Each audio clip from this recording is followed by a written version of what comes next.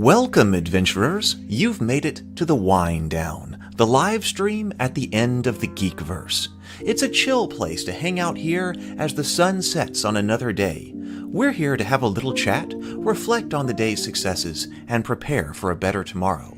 So settle in with your favorite beverage this evening. May I tempt you with a cup of chamomile? Why, thank you, Dory. I would love a mug of tea this evening. But perhaps you would rather have some coffee, though I do recommend decaf this late in the evening. Or perhaps maybe a cold brew is more your style. Oh, no thank you, Dory. A little red wine. For me, I think. Sounds like an excellent choice, Gandalf. Whatever you want, it's yours. Could I offer you a bourbon, a martini, an old-fashioned, or something perhaps a little stronger? Ugh, well, I mean, if that's really your thing, then okay, but I hope we can find something a bit better than that. Romulan ale? Why, Bones, you know this is illegal. I only use it for medicinal purposes. All right, now we're talking. I'm Heath, and I'll be your host. Welcome to my home. Come one, come all, writers, artists, sculptors, storytellers, board gamers, streamers, dungeon masters, fans of sci-fi, fantasy, geeks of all kinds. Whatever your fandom, you have a place here.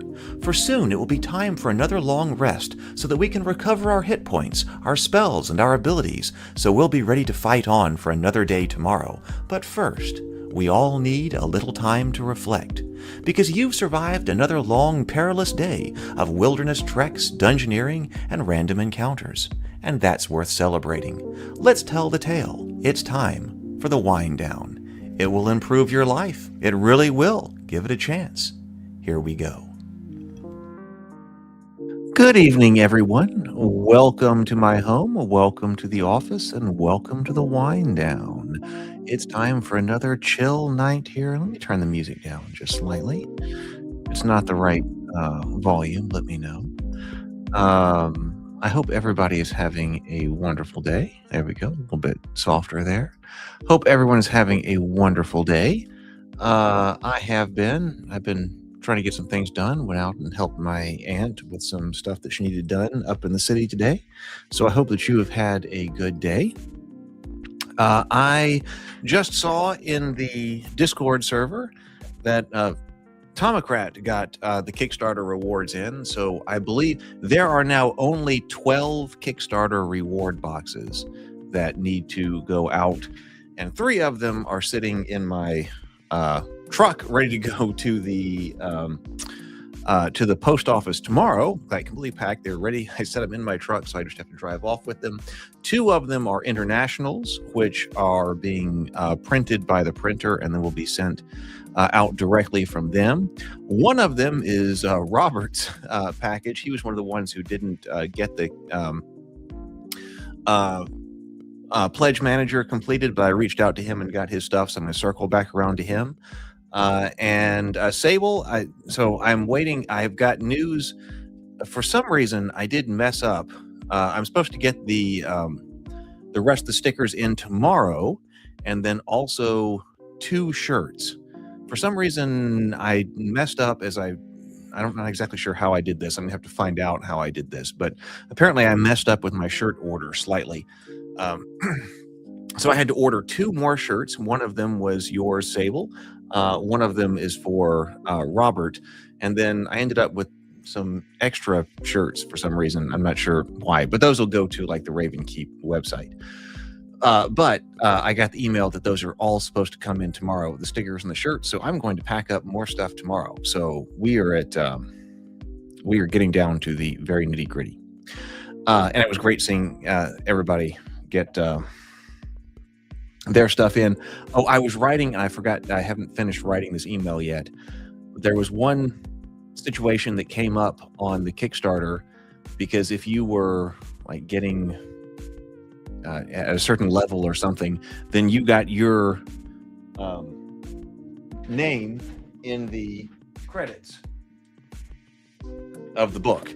Now, of course, with the cultist role-playing game right here, I did put in credits at the beginning with a lot of people who had been there with us on the morning grind and everything like that, who had discussions and helped out with the design of the game on the live streams.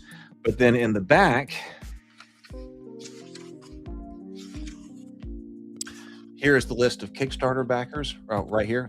No, right here. Kickstarter backers. So there is a list of Kickstarter backers here in the back, but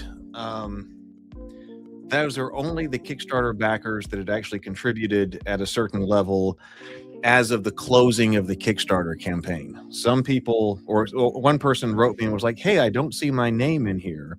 And it was because when the Kickstarter campaign closed, they were at a much lower level, and then they upgraded their pledge afterwards, after the Kickstarter closed several weeks later.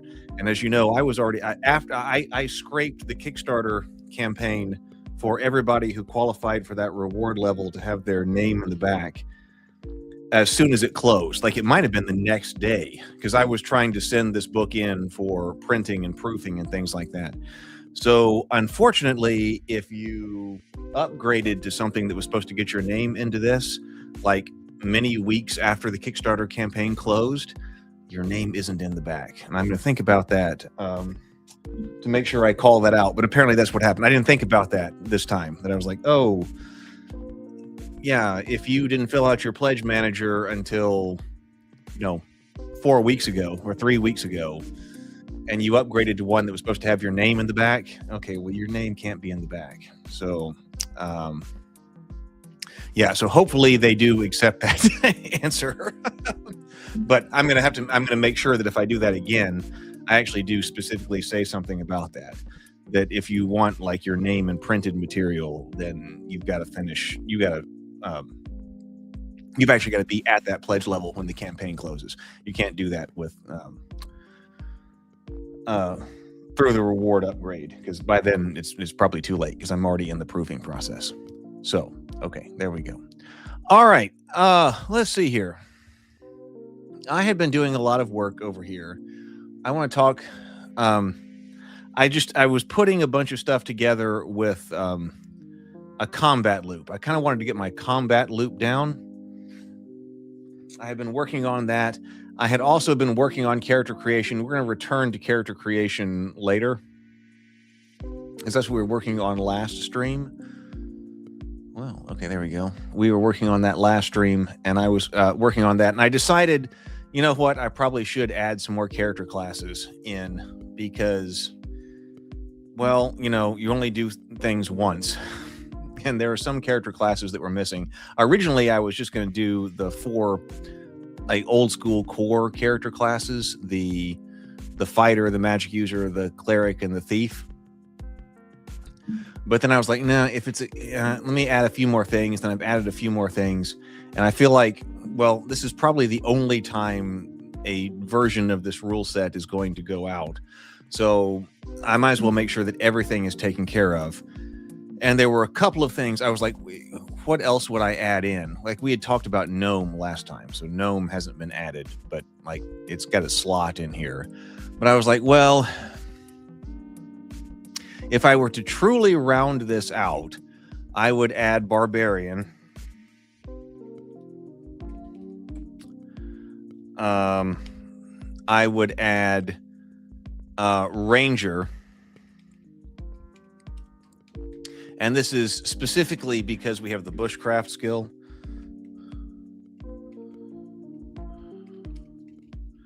And like, who does anything with the bushcraft skill? It should probably be the ranger, right? Because the ranger is the wilderness expert.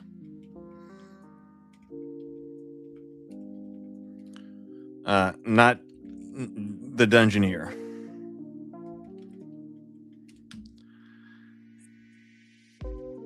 And then the other one to add beyond that would be paladin.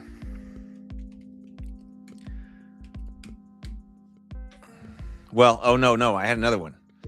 So I was trying to decide whether you add knight or not. See, these are like, so there's so many different character classes that could go into this. And it just keeps kind of getting larger and larger and larger. But what do you think about this? Like, what are our most iconic kinds of character classes? So at the moment, and there's one more I can think of adding. And so if there's one more I can think of adding, I should probably go ahead and add it. But at the moment, I was like, okay, we should have if you had the following character classes, would this cover basically everything you needed? Barbarian, cleric, dwarf. Remember, this is race as class. So barbarian, cleric, dwarf, elf, fighter, gnome, halfling, knight, magic user, paladin, ranger, and thief. That's 1, 2, 3, 4, 5, 6, 7, 8, 9, 10, 11, 12 classes. That's 12 classes. I mean, that's a lot. That's a lot. Is there any sort of full caster, half caster divide? Well, yeah, I think so, because the magic user is the full caster. So that's the full caster. The half casters here, the classic half caster is the cleric, right? I mean, I don't think you call a paladin a half caster. Do we have something that's like a quarter caster? So a paladin is a quarter caster, and then the ranger, like I was looking at the OSE, so you have like the ranger with some spells, so that's like a quarter caster.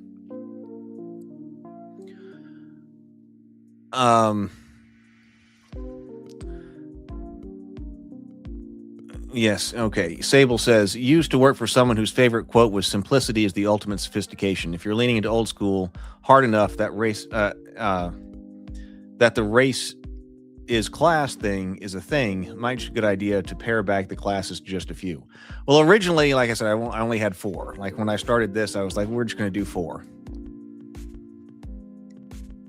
The fighter, the cleric, the magic user, and the thief. Boom, you're done.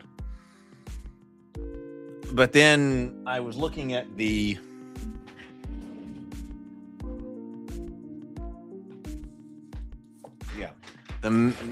just classic fantasy.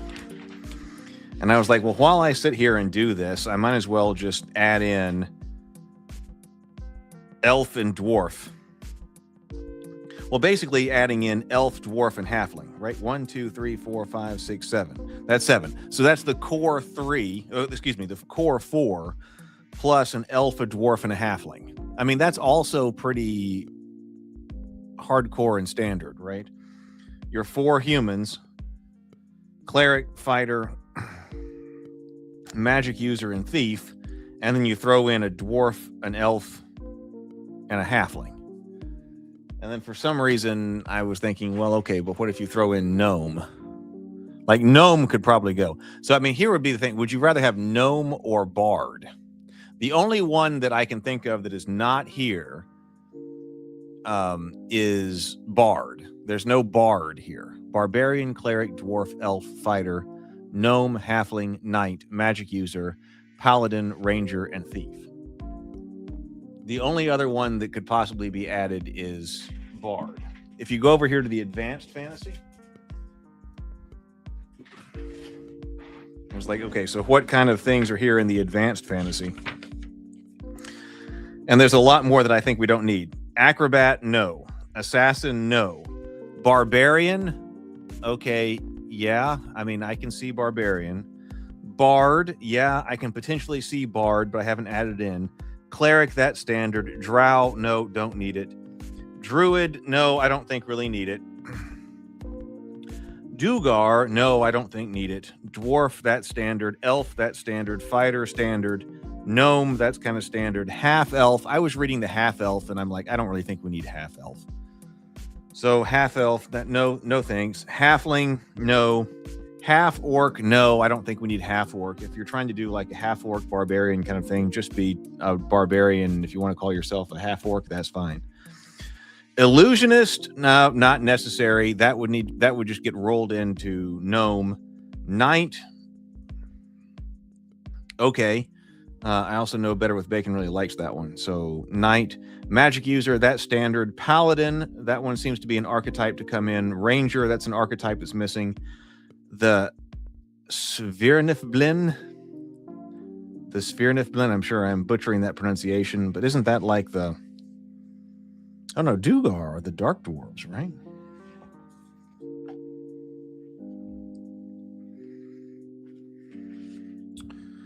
Short, thick demi-humans with long noses and gnarled, hairless, gray skin.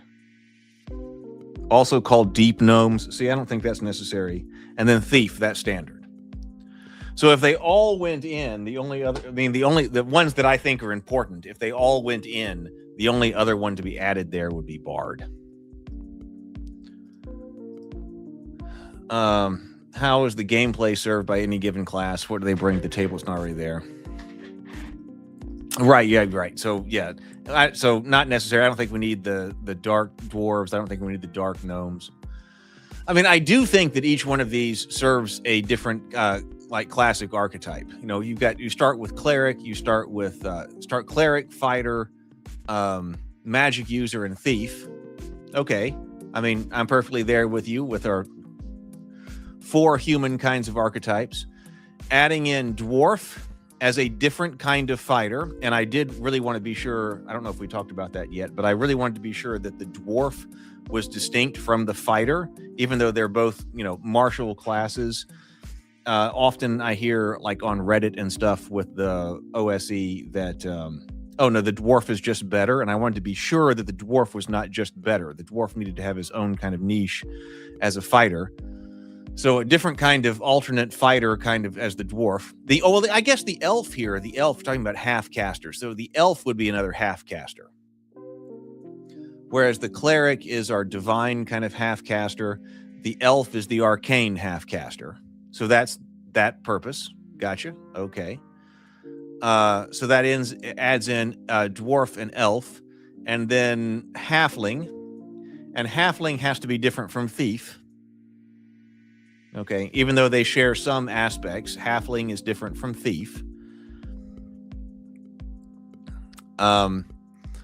Barbarian, I can see also making different from fighter. I mean, that's different.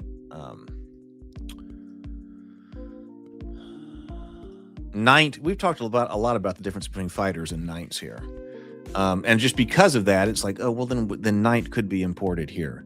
But knight is also very similar to paladin. So paladin, I guess, is another one that's kind of like quarter casters or something. And there's nobody who is like supreme in like the overworld and like you know, tracking and doing all of the bushcraft stuff. But that would be the ranger. So I actually don't think at this point, even if you added bard, that you are stepping on people, like that you're getting to the point where your character classes are no longer differentiated. I don't think that's happening. I think it could be legitimate to put in bard. I mean, that's a lot. Some people would probably say drop knight. 2, 3, 4, 5, 6, 7, 8, 9, 10, 11, 12. Yeah, so if we put in bard, that's 13. But that is all. That is all you need. And that would be classic, not Celtic style bard, but high fantasy style AD&D kind of bard. So anyway, that's where I kind of left that, but I'm kind of working through that, thinking about that. I mean, it's a lot. And I did a lot of them, but not barbarian, gnome, knight. We got to add in those. I don't know. That's what I'm kind of thinking. Hey, Charlie. Charlie also got his Kickstarter rewards, right? You got them? They shipped? So the knight has additional things that are added to it. The knight levels more slowly than a fighter. I don't know. I feel like we've talked about that. I know you may not have been here, Sable, but we have talked about that quite a bit. I am so glad that people are getting, a lot of the people on the streams, like Sable and Charlie, and had higher level rewards. And I did go ahead and start with the lower level rewards. That way, if it's like, okay, this person just needs one book, you know, I just was able to put the book in an envelope and mail it. And I am up on levels 7 and 8 right now. So I know a lot of people here on the streams were at higher levels, which means it's taking a bit longer to get to your rewards, but I appreciate the patience. I might be able to ship everything out this week. If it's not this week, it'll all be out next week, I believe. I'm very proud of what was created there. What is knight? Let me look up knight. I don't want to go over it because we've talked about knight quite a bit in Rabavania, and then also as Thane in, well, the Clovician era of Rabavania. So we have done that. So knight.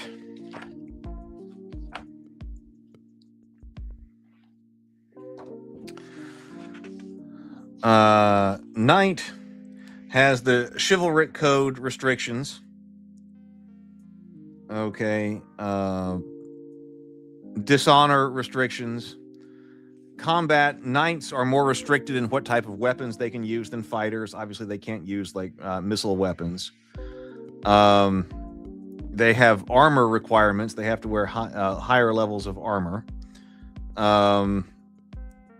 In just OSE, they get the flying mount advantage at 5th level. They have advantages in horsemanship. They get social advantages in hospitality. They get a +1 bonus to attack rolls when mounted. They get bonuses to, it's called strength of will, to resist fear and beguilement.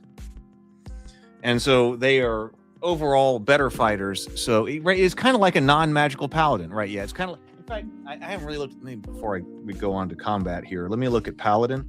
It is basically a non-magical paladin. Yes. Non-magical paladin, whereas paladin here, and I'm just in the OSE book. So paladin, okay, must be lawful. They can use all types of weapons and armor. So interesting here, they don't have the same type of restrictions that the knight has. Maybe they should. Holy symbol, deity disfavor. Don't fall from the favor of your deity. From 9th level, you can pray to receive spells. Paladins are immune to all disease. Once per day, you can do the laying on of hands for 2 hit points. And then they also get turning. Paladins of 3rd level or higher can invoke the power of their deity to repel undead monsters so encountered. Vow of humility. A paladin may only keep a total of 1 suit of magical armor, 1 magical shield, and 1 magical melee weapon. They have to tithe. They can summon a holy charger at 4th level. So yeah, the paladin is the magic knight that's the half. Well, this sort of sounds more like a half caster because it also includes the turning, starting at level 3. Spells start at level 9, but it's a magic knight crossed with cleric more, whereas the knight is more like the non-magic paladin. The reason that I would be inclined, like ordinarily, I feel like I would not be inclined to include knight as much as I love knights. But in this type of situation, ordinarily, I feel like I would not be inclined to add it, except for the fact that knight is used in so many of the world books that I've been working on.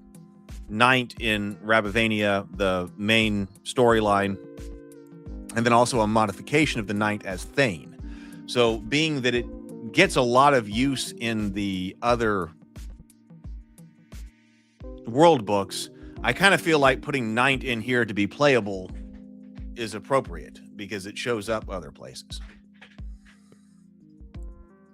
Let's see. Hi, Mark. Good evening. Good evening. Oh, this is to you, Mark. Let's have a drink here. Here's to Mark.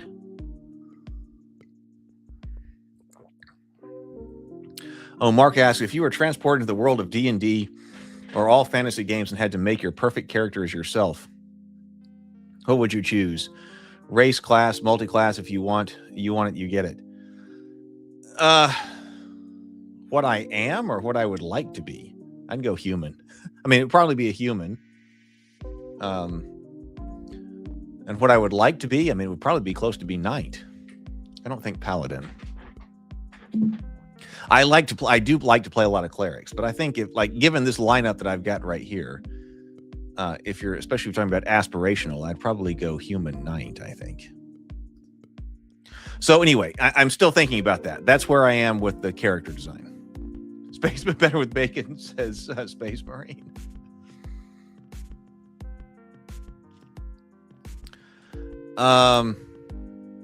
Sable would go. I'd go elf magic user, either sorcerer or wizard.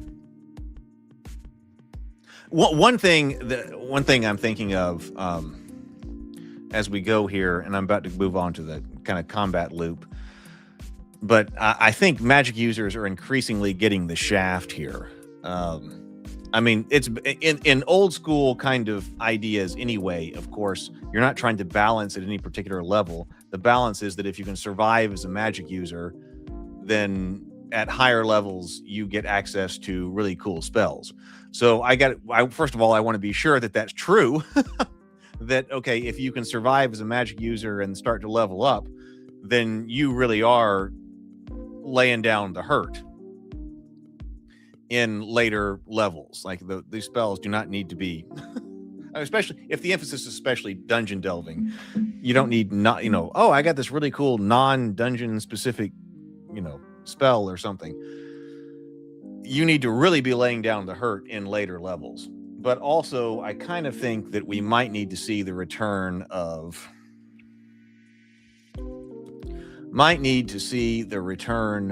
or introduction of cantrips. And I downloaded Carcass Crawler 5.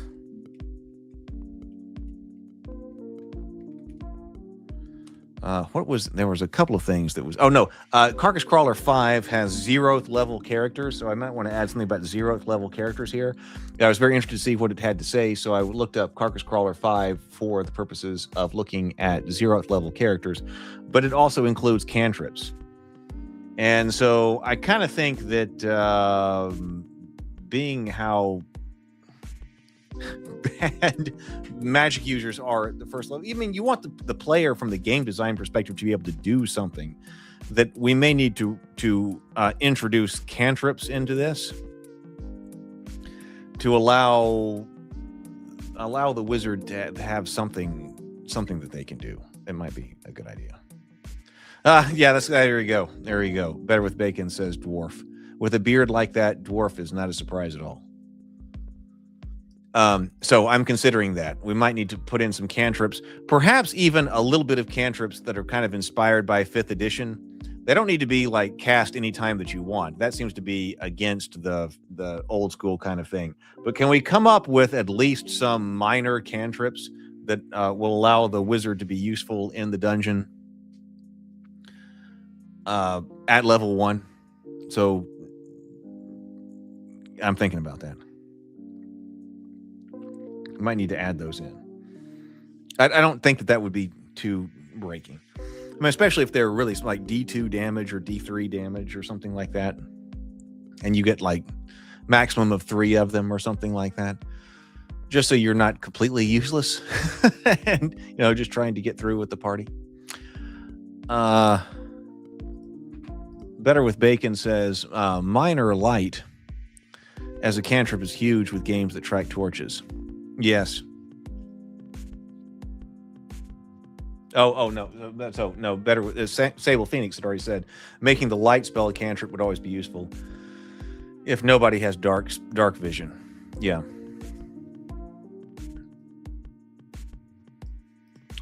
Okay, so let's go down here because I was thinking let's look at our combat here. This is initiative. Okay, so in the hacked edge,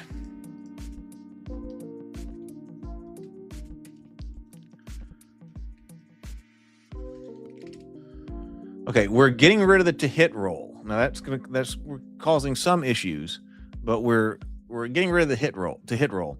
If you are close enough, I think, and I do have a list of several things. Actually, they're down here. Actually, different topics to potentially do as standalone YouTube videos, which has been a long time since I've done. But doing the game design for this has made me develop a list of potential things to talk about with standalone YouTube videos. And the game design perspective here, and I do want to kind of add this into this book, game design perspective. Minimize the number of turns where nothing happens.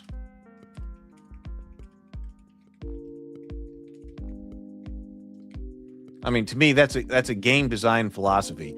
Minimize the number of turns where nothing happens. And that's why if you have a to hit roll, to hit, what happens if you miss? That's no damage. Turn over, right?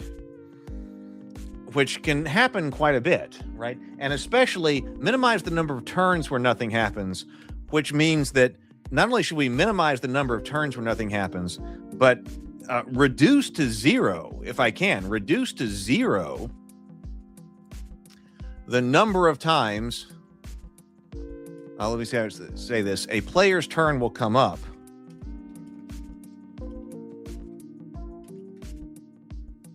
and the game state will be the same as last turn. Like, you do not need to have that happen. But it can happen quite a bit, especially if you were doing something with, like, to hit rolls. Can you go around the table and have everybody miss? Yes, you can.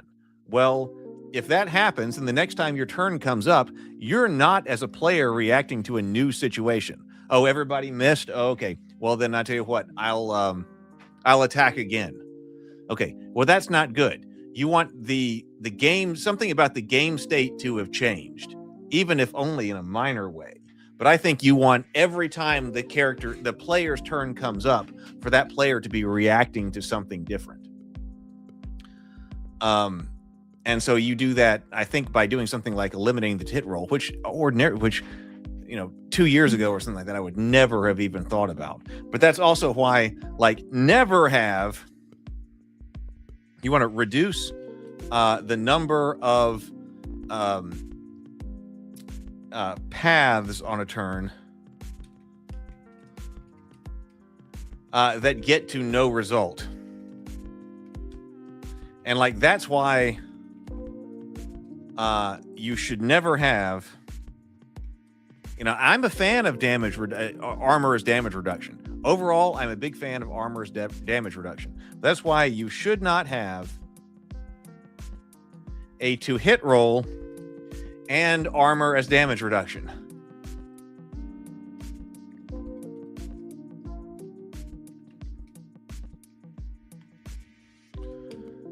Because that's two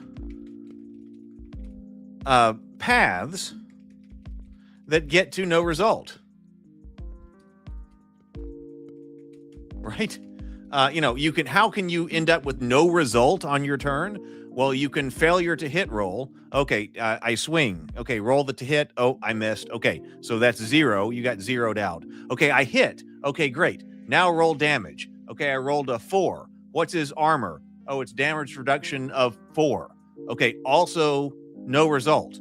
That's a lot that happened. Especially, I'm kind of thinking in the nimble string. I rolled a to hit roll, then I rolled a damage roll, then we consulted armor, and there were 2 different paths that we could go down on this turn that ends up with no result. Right? And so, to me, that's bad game design. We want to try to always have some kind of result that's going to change something. And then also, I like to say, which this is going to come up with bias for action. On a player's turn, it's fine to me if the rules bias the player to take an action. If the rules are biasing the player to not act, then there's potentially a game design problem there. The rules need to kind of hand to you, hey, it's your turn.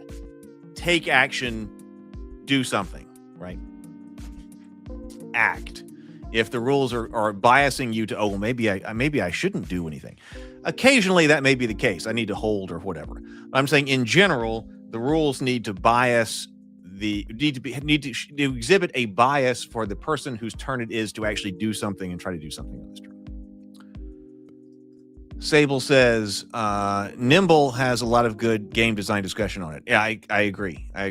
And I appreciate their book about developing for it that kind of leans into their development philosophy. And so that's why I kind of, in this book, I want to have, I don't know whether I do it with footnotes or something, or sidebars or something like that, to include like, why is this here? Well, here's the decision that I made for some reason for that. Okay, so one thing that we can just do is just say we're not going to have to hit rolls. If you're close enough to strike, you make contact. Combat is not about if you hurt your, but how badly. Combat armor does not make you harder to hit; it makes you harder to kill. Right. So we still have armor in here. We're going to have armor in here. We are using stamina and wounds. So stamina represents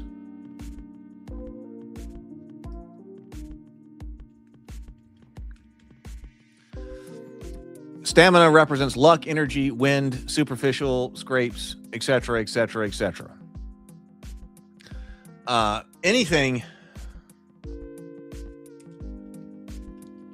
Effectively anything that could prevent you from taking actual physical damage.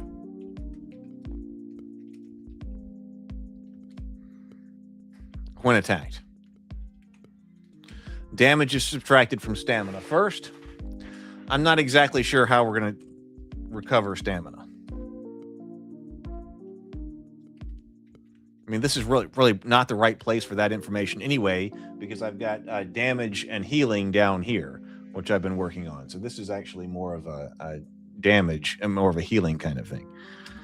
This is not set yet. How to recover stamina.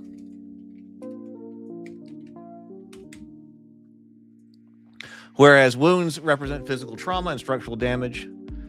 Your wound threshold, that is not true. Your wound threshold is determined by your character class. Damage applies to wounds only when stamina is depleted or on a critical hit. Okay, now actually I've been thinking a lot about this too.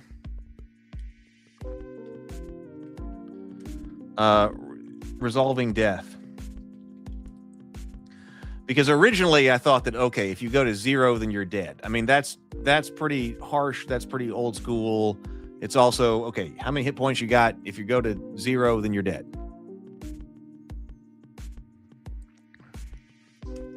But I'm kind of deciding against that.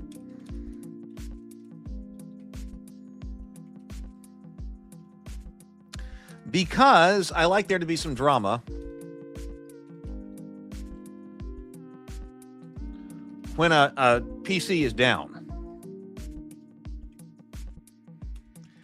and the other party members have something to react to. I think that's important. Talking about changing game state, like this is a big change of game state.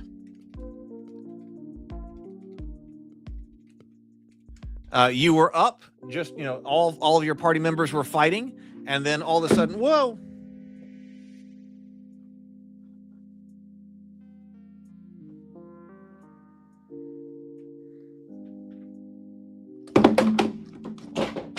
Well, I'm sorry. Hang on just one second.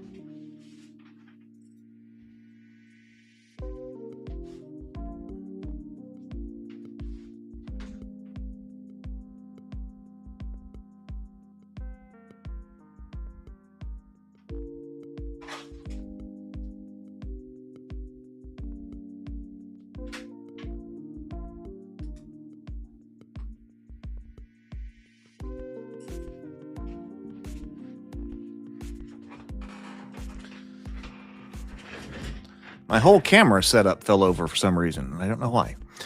But okay, so this is a big change of game state. I mean, I think that's a big deal. Everyone was fighting last round. Now someone is in critical condition.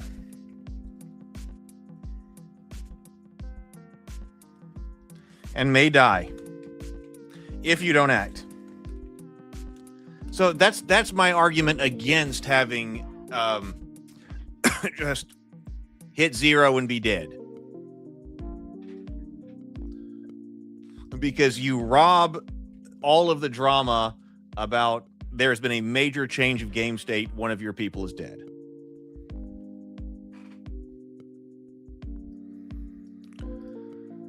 Deathbringer, Sable says, Deathbringer by Professor Dungeon Master has a neat mechanic. If you drop to 0 HP, you pop up the next turn with 1 HP and some special abilities that you only get when dying. Yeah, that's more narrative, right? Wait, do I have that? No, I think that was only a PDF. Yeah, which is very narrative, which I don't think fits here. Let me bring that up.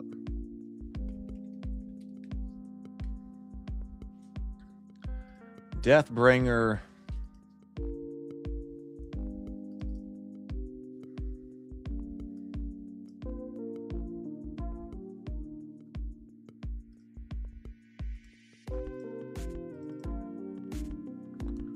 Well, I think that's their rules upside down. I don't need the rules upside down, which is if you're trying to like print it in some way or something.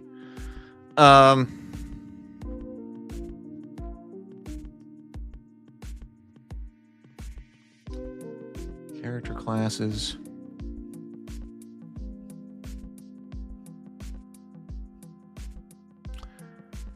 Well, I don't really see it in this. Different character classes, but sure. But okay, so that's very narrative. I'm not sure if the narrative aspect works here. Like you need something that's mechanical about that. That's drama, but that's drama. And so we need good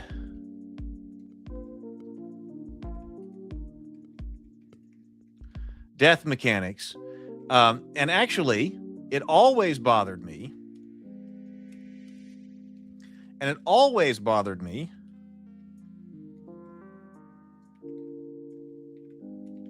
that you have death save in these kinds of games. This was up until AD&D 2nd edition. That you have death save. I mean, what is on your character sheet? Death save. Save versus death. Save versus death.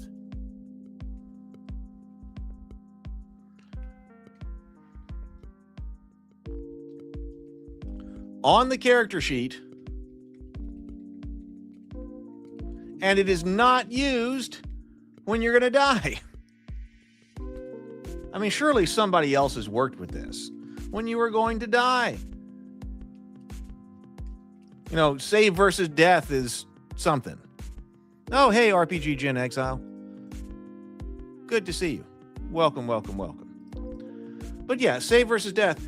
And it always bothered me that you don't use save versus death when you're going to die. When is a good time to have the save versus death be relevant in the game? I think it's when you're going to die. You should use that roll to see if you can save from being dead. That's what I think.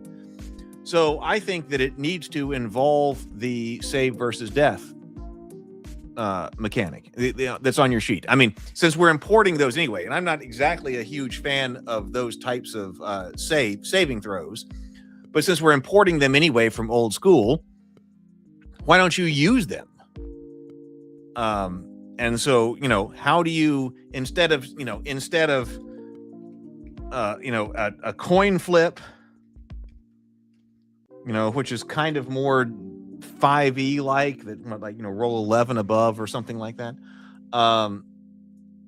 or a con check, roll the class specific death check.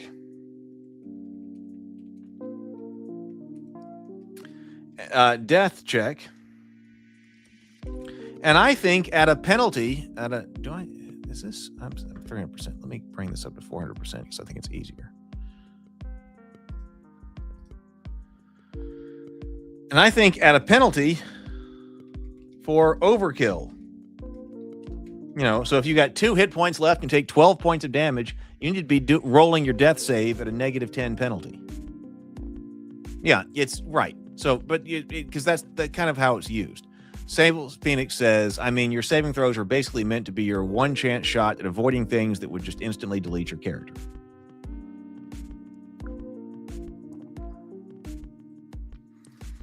It might have been more appropriately named save versus instant death. Sure. But while we have save versus death, versus death and poison. And I mean, it even makes sense, I think. I mean, like when I'm looking at like the fighter's save versus death, I mean, the fighter is kind of difficult to kill in that way. And that's why I think that the overkill rule is important. Because, okay, otherwise, like a 14th level fighter is making saving throws versus death at 4+, which is not to me necessarily inappropriate for a fighter of 14th level, that they're made of stern stuff. But you got to add in, I think, overkill, so that, you know, if you're got 2 hit points left and you're hit with a 12-point attack or something like that, then it's going to be more difficult to survive that. The same with dwarves. When we're talking about the difference between dwarves and fighters, I mean, the dwarves do have really good saving throws. They stick around.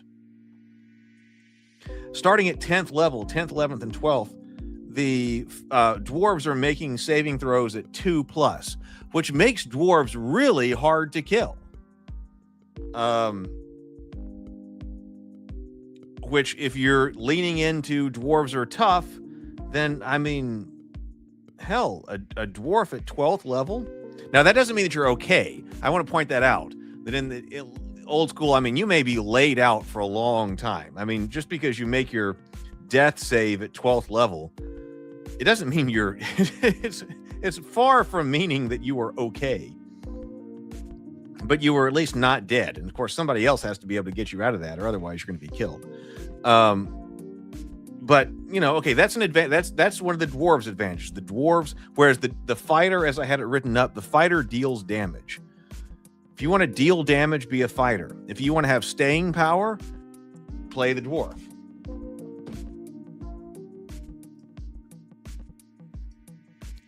Okay, so bias for action. I like this way of doing initiative. There are no surprise rounds. Combat begins the moment a player NPCs declares a hostile action. So that's like, how do you know whether you're in combat or not? Combat begins the moment a player NPC declares a hostile action, as you know, a martial action. So, and the instigator acts. I mean, this has always bothered me about 5th edition. You're having some kind of like Mexican standoff situation, and then I shoot. And then the game master's like, okay, no, well, roll for initiative. I think that's wrong. If you're in some kind of standoff situation and this person goes hostile and makes the swing of the sword or shoots the arrow or whatever, then that's the person who immediately should be able to resolve. Everybody else was standing around looking, trying to resolve the situation in some other way, and you let the arrow fly. This isn't turn 0. This is turn 1. The character who yells, I shoot, I swing, resolves their action immediately, and that is turn 1. So that is who goes first.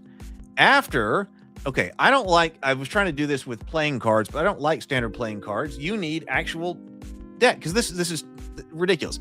Every combatant is dealt 1 card.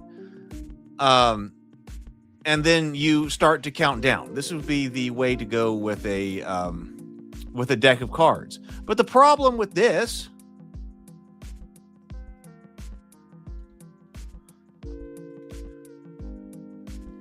The problem with using a standard deck of cards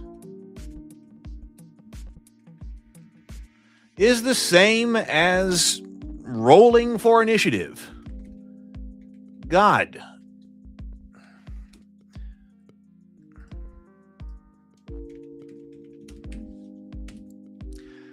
How many times I've been sitting there playing a game at 5th edition, rolling for initiative. Everyone gets a number. And the GM sorts everybody on the initiative tree.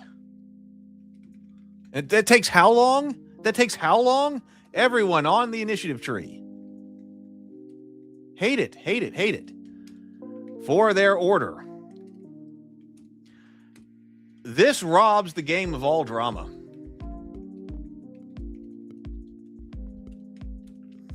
Because one,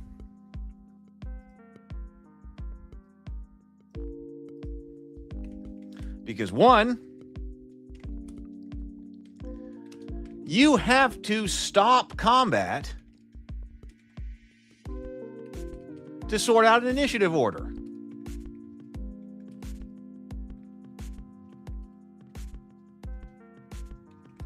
stupid. That's stupid. I'm just going to say that's stupid.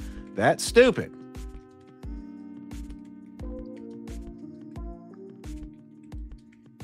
When combat happens, people need to be invested.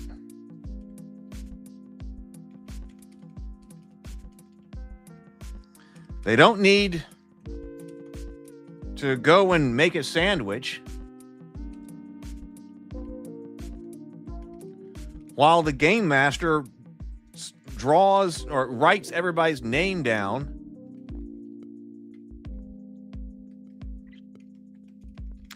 in order to attack.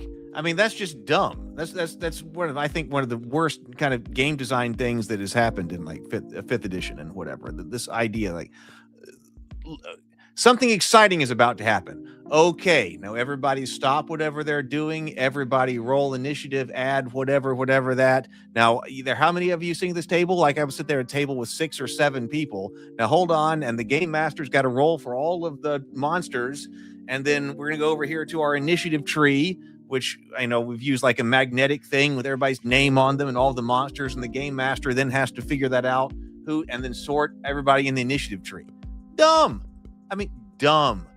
So do not do that. And then also, drama is completely lost because you know exactly when you're going to go.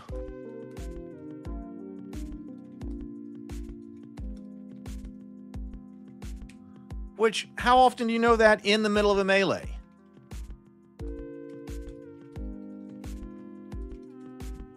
How about never? But when you're using this kind of inane system,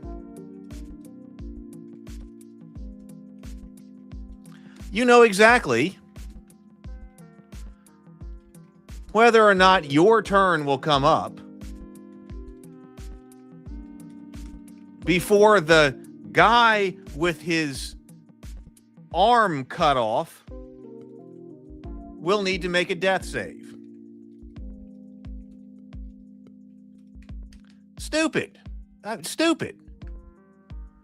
So you do this by not knowing. I mean, I think everybody should get a turn before the next, before somebody gets a second turn. Yes, you get that, but you don't know when that's going to happen.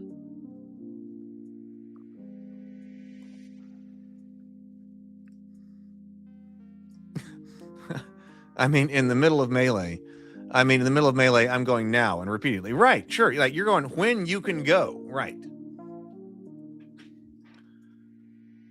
I don't want to know, okay, so I'm going to go after the troll attacks. I go after the troll attacks, but I'm going to get to go before the guy who's making death saves. That's all ridiculous. So make this more action-packed. Have all PCs and monsters in a deck of cards.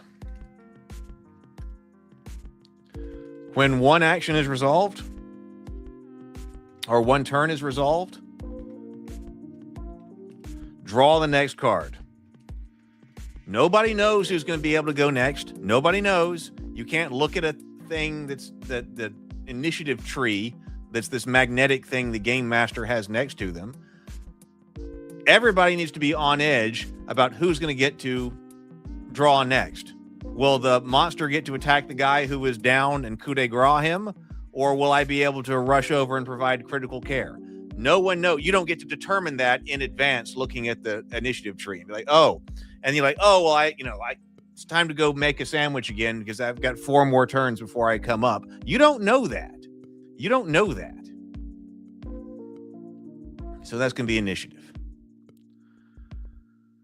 Okay. Then, right. Exactly. Better with Bacon says, initiative also disincentivizes players from paying attention. They can zone out for as long as it takes for a table to pass back to them. Exactly. That's why in fact, I probably just said something similar to that. That like, there are 4 turns before I come up. I can go make a sandwich, or I can get up and I can go to the bathroom. Nobody knows. That's why I'm in favor of short turns. Turns need to be short. In 5th edition, like, okay, I can sit there for 15 minutes while some character tries to figure out all of, their combat action or whatever, and I got 3 of them before it's my turn again. Yeah, why not go and, make lunch or whatever before it gets around to you?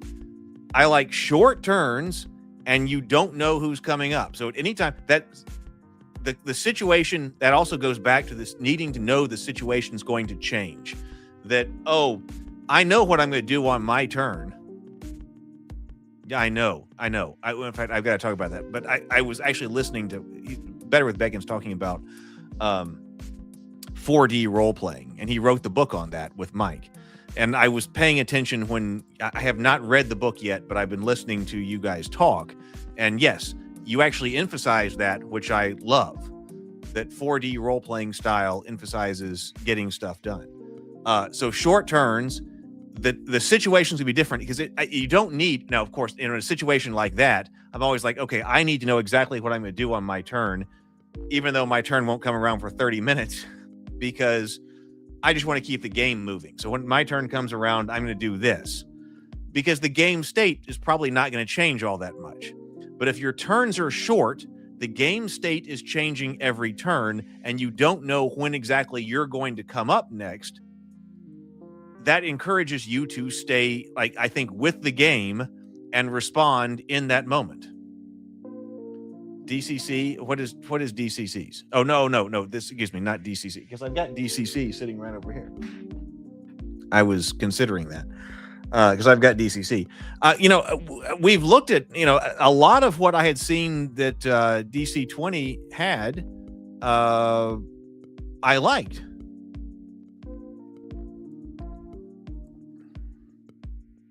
There was a lot in Pathfinder that I liked, like 2nd edition. And it seemed like he improved on that quite a bit. Now, it's a more complicated kind of system than what is sitting here. Like what I'm here. But I've still been kind of following what he's doing. I'm also trying to not make this a system that is like, 600 pages long or something like that. This needs to be a bit more practical. It's an adjustment to old school essentials. It's not trying to be completely rebuild everything like draw steel and all that is. Okay, so when you attack, there's no D20, there's no attack roll.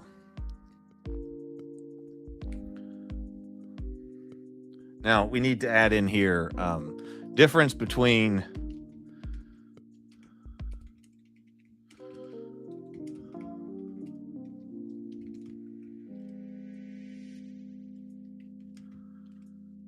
ranged and melee combat.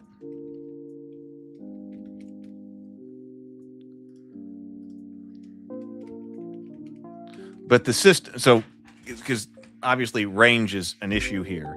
But the idea is generally the same. That's not true. We have a much more sophisticated system for that.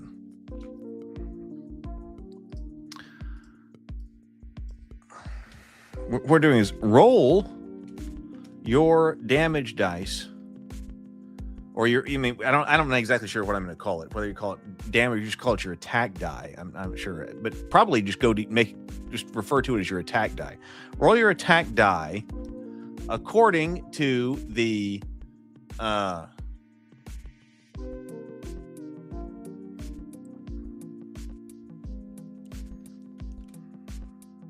your character class, your level, and your weapon size. We started talking about that when we were talking about the different character classes, and I have those loaded into Super Base, which is our source of truth for all of this. So your attack die is not based on your weapon, We want other things to be based on the weapon. We want the attack die to be based on your character class, your level, and your weapon size. So every class has a different attack die for small, medium, and large weapons. Some character classes, not all, but some character classes have a progression by level when you're increasing that. And then also the weapon size. The default assumption is that you are attacking a foe. What I also want to add in this, a armed foe wearing medium armor who is aware of your attack and capable of defending himself. Okay, so that's the default assumption. Why build a system where you've got the default assumption of like, okay, you're swinging at a naked person or something? Don't do that. The default combat assumption is that you are attacking an armed foe wearing medium armor who is aware of your attack and capable of defending himself. If those things are not true, then you start to adjust your die rolls. So, for example, and now you could get, I was thinking about this, you could get more complicated here with things like DCC, Dungeon Crawl Classics, use of like D5s, D7s, all of that. Because I've got the DCC dice over here. I hope they are all together. I think they're sitting over there.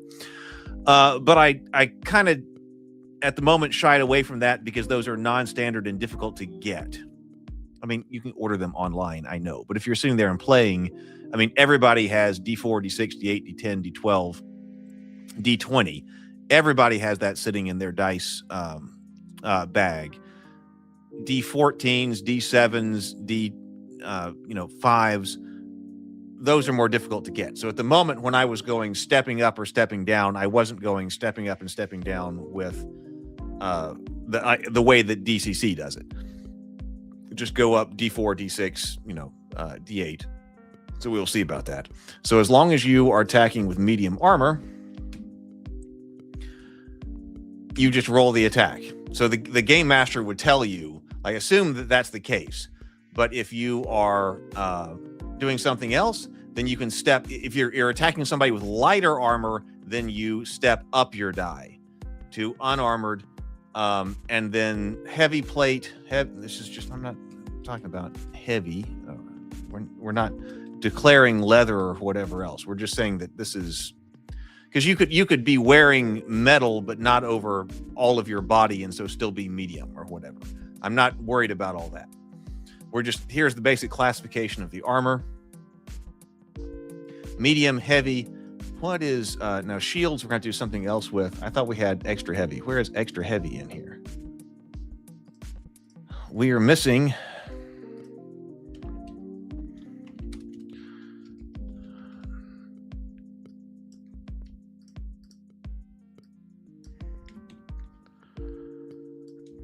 We are missing extra heavy.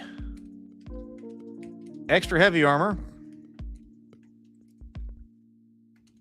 is a 2-step down.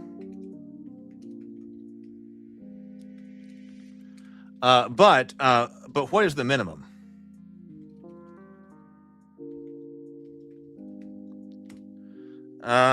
Could be D2. I mean, you can roll a D2 because I mean everybody can have something. Could be D2. D3s are still there.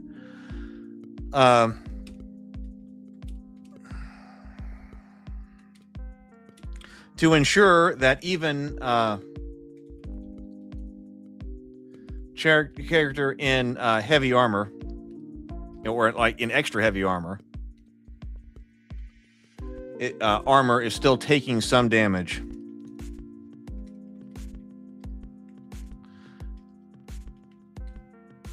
Having the damage reduced, or having his stamina reduced. And see, that seems to also make more sense when you're talking about stamina.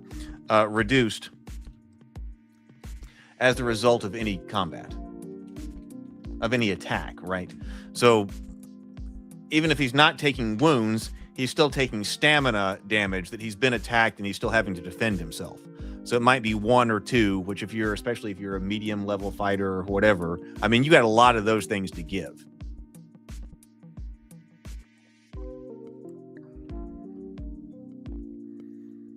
That isn't shield. That is not what we're doing here.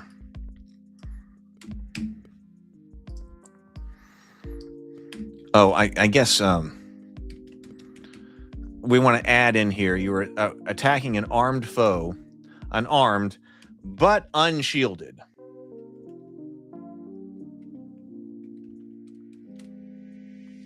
The default combat assumption is that you were attacking an armed but unshielded foe wearing medium armor who is aware of your attack and capable of defending himself.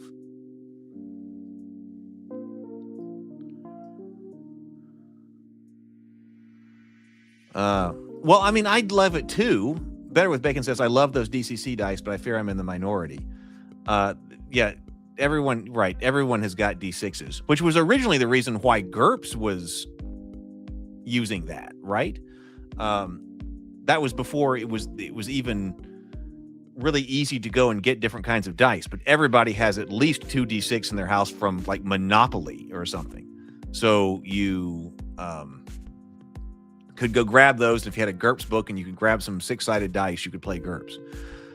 I'm not opposed. See, the issue there was that if I were completely redesigning the action system, which we have worked on the streams before, I would be using custom dice. You know, we built all of that out using custom dice, which I still want to play with. And actually, it's going to be soon. Maybe not extreme short term, but it's going to be soon that I need to get a 3D printer. It's just getting time for me to have a 3D printer. Now, that's another thing. You can 3D print dice too now. So if you have I don't have a 3D printer, just because I realized that as soon as I get a 3D printer, the number of small plastic objects in my house are going to increase at, exponential rate.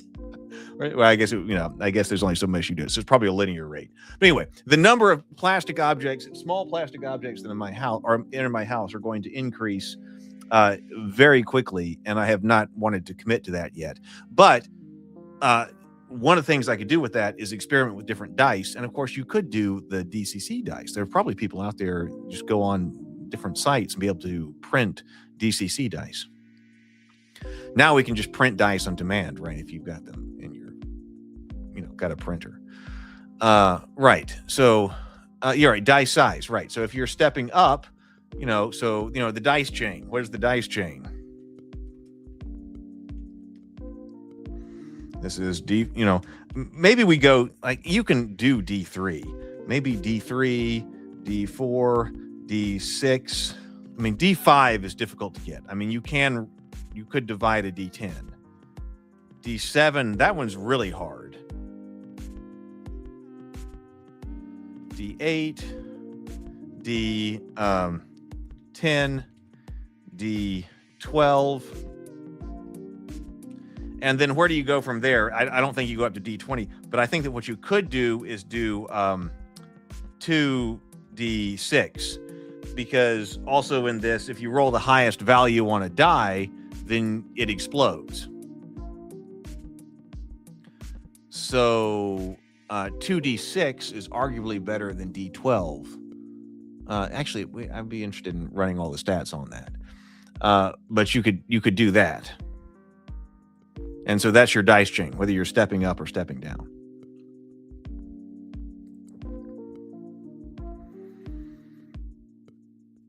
D5, I think is possible, but do you add in D7? I think DCC has D14 to go up to D14. I just don't know if you can do that. Right. Yeah, exactly. Would extra heavy, cataphract is something that I was actually thinking specifically about when I was thinking about extra heavy. Wouldn't extra heavy just be considered full plate? Not necessarily, right? This is extra heavy. Step down 2. I don't really know why we need this over here.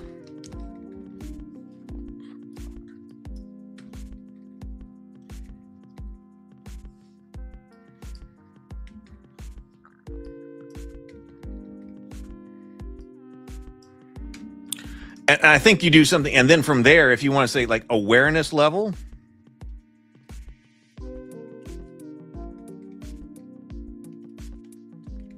if opponent is unaware of your attack, let's go ahead and use advantage. Roll with advantage. And I think that's the same thing if they are unarmed. If an opponent is unarmed,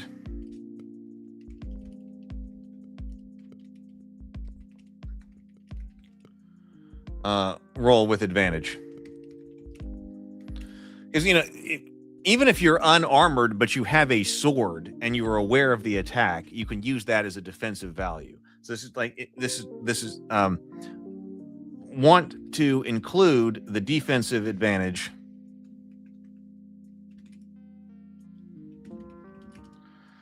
the weapon. And I think that does that. And I think that's okay to just make unaware and unarmed the same penalty, or penalty to the person being attacked, advantage to the person doing the attacking.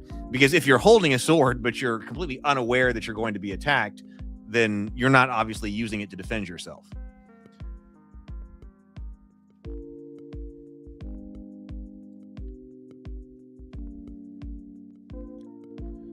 Okay, so then with exploding dice, whoop. Yeah, I know.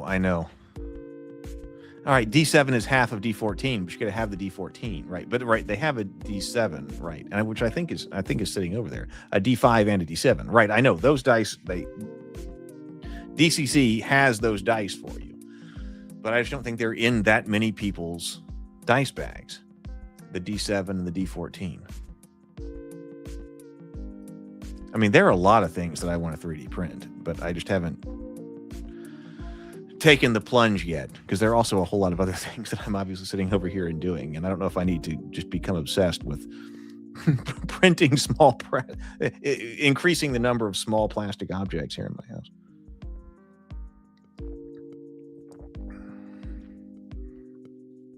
But yes, if you roll the maximum value on any die, that is a critical hit. The damage rolled on that die is applied to stamina. Then the next is applied directly to wounds. And this is something that keeps combat from, even though we are operating in a environment where we have inflationary hit points. Now, it's not all inflationary hit points. We're calling it stamina and wounds, but stamina is inflationary. We're going up. You're going to get a lot more stamina as you go. Here's the shortcut to that, to keep combat from lasting that long. You hit a critical hit, and then you apply directly to wounds. We do want to say that some character classes, like Wizard, are not able to crit with melee or ranged weapons. They can still do it with spells. That's the situation with that was my shortcut for the D4. That was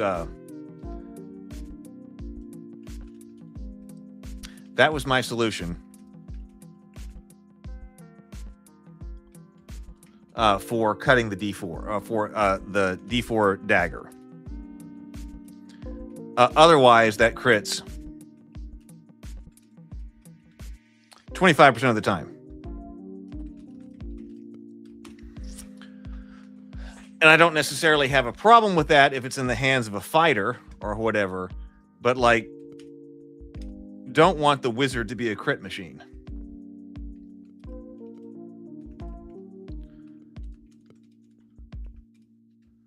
You know what? I just had another idea. Because we had been talking about this. No, this is a great idea. What if the class also determines your crit die.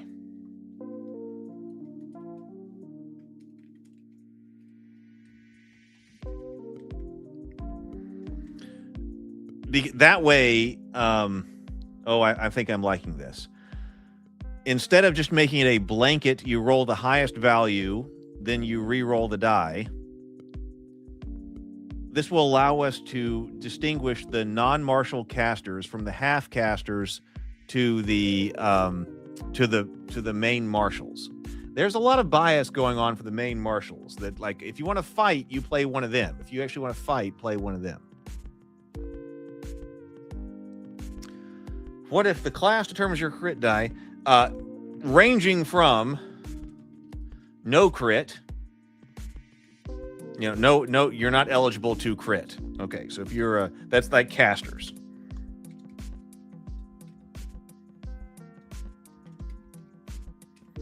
To, at the high end, roll the die again.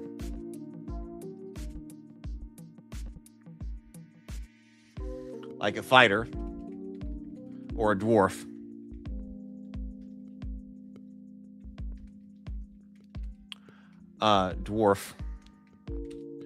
Or for a half caster or something similar to that. We're talking about having like quarter casters and things like that. But a half caster is limited to a max crit die of D4. I don't know exactly what it is, D4 or D6, or a step below the attack die or something like that. I haven't thought that out completely, but that also provides some gradation right there, which I'm kind of thinking that I like. What do you think about that? So instead of just having the binary on and off, hey, we roll for the crit over here for everybody with the exact same die, except for, hey, wizards, magic users, you don't get to crit. We start to roll this into different character classes may be able to crit, but they do so with a lower die. That's where I'm going with that. I'm kind of liking that. I'm liking that.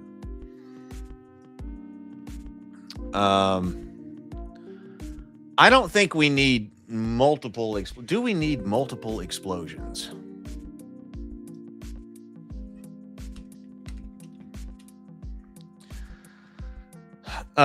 Chained or limitless explosions.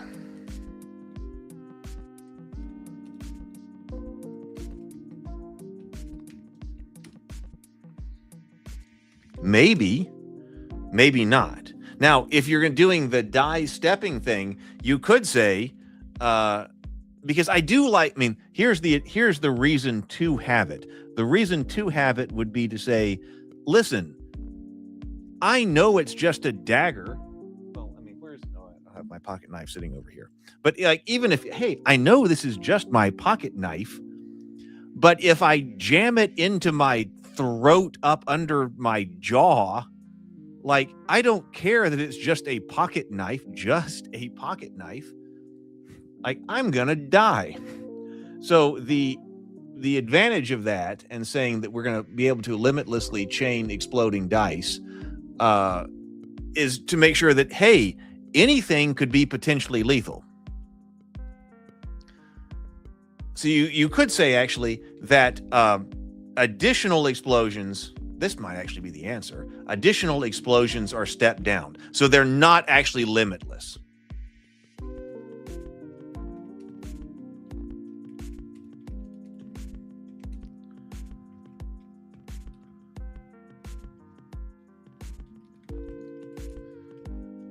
To a minimum of D2. Something like that. I'm kind of liking that. I'm kind of liking that too, because that does mean that if the dwarf crits you with he's got a D12 combat value, he hits you with the D12, rolls a 12, 12 points to stamina. Now roll again. Now maybe that's a step down. 10 points to wounds. Roll and you roll a 10. Now roll a D8. If it's anything approximating a normal human, that person's already dead. but it is reducing it. I kind of like that. Because we also talked about that it's fun when those things happen, right? Sable Phoenix says, people like it when they crit hit. People don't like it when they crit fumble. Like, I'm not putting a critical fumble in here. Because what's fun? We've talked about that a lot. Like, are the crit fumbles fun? Generally speaking, no. You like it when you roll a crit hit. Dealing with crit fumbles is generally not. What is the crit representing? Striking a weak spot in armor or striking a vital spot? Exactly. Even a wizard could ram a dagger through an enemy throat. Yes.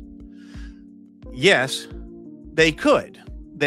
Yes. But I still think, are we not kind of covering that? Because we're giving the... so my thinking there, let me walk through that. Because yes, I still want the wizard to be able to ram something through someone's throat. So their damage die, the wizard's damage die is D4. Let's say they got their dagger and they're D4. But that's how much damage they can do against an armed but unshielded foe wearing medium armor who is aware of the attack and capable of defending himself. So if the wizard with a D4 instead attacks an unarmored foe who is unaware or unarmed, that would give the wizard a D6, D8. The wizard in that case would be rolling 2d8. Would be rolling d8 with advantage. So 2d8, pick the highest. Well, in that case, we're saying that the wizard can't crit. So, but if the wizard stabs somebody, in that case, you're rolling 2d8, pick the highest. You could still roll an 8 right there. And in the old school gaming system, I don't think I've said this today, but we've talked about this, and we've talked about this with regard to the other rules, that 6 points of damage is supposed to be enough to kill the normal man. 6 points of damage can kill the normal man. So even an untrained wizard with his die, with his D4 die, with his dagger, could more than kill a normal man if he's unarmored and unaware of the attack.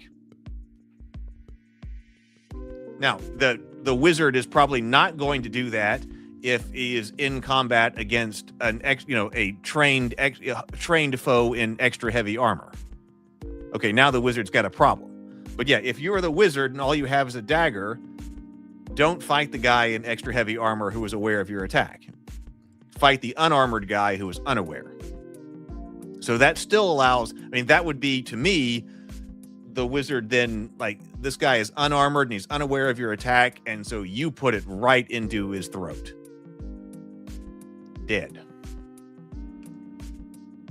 Is that seeming right? You might have the class. Sable says you might have the class determining the amount of extra dice you roll for the crit. Right. Okay. Right. Yes. Okay. Okay. So right. So yeah, I think that probably should be included. Maybe what we can do, I don't know. I've got all of my tables with damage and stuff like that in Supabase, which is my source, which I haven't copied them over here to just my general, my text right over here. But probably that means that what we need is,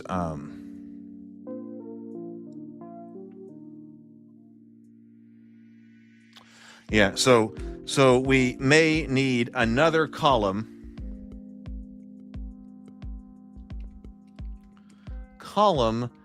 in the class progression table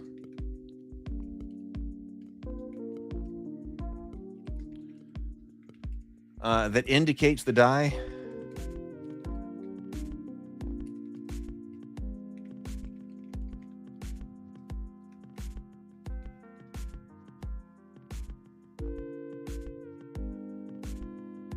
Well, in that case, you could probably also, or just as thinking this out and talking this through, or you could also say,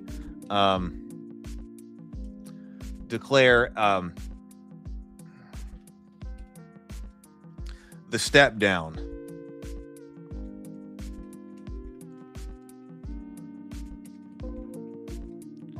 This might help what you were just talking about right there for the critical, rather than having to do this, just like look up this with this on this table, the critical, the step down for the critical, what you're rolling. So, and what by that, I mean, like, so, rather than saying, when I end these streams, I always end up with all these notes and capital letters and whatever I was trying to write. So I have to sit down and go through all of this again with off of stream and try to consolidate it and stuff. But really, these live streams, talking with you guys in the chat and everything like that, I'm just talking it out and talking out loud. And I feel like I make so many different kinds of breakthroughs and realizations like this. So instead of saying, the wizard cannot crit, which is kind of old school. Just, okay, you cannot do it. Instead, the wizard steps down by 2.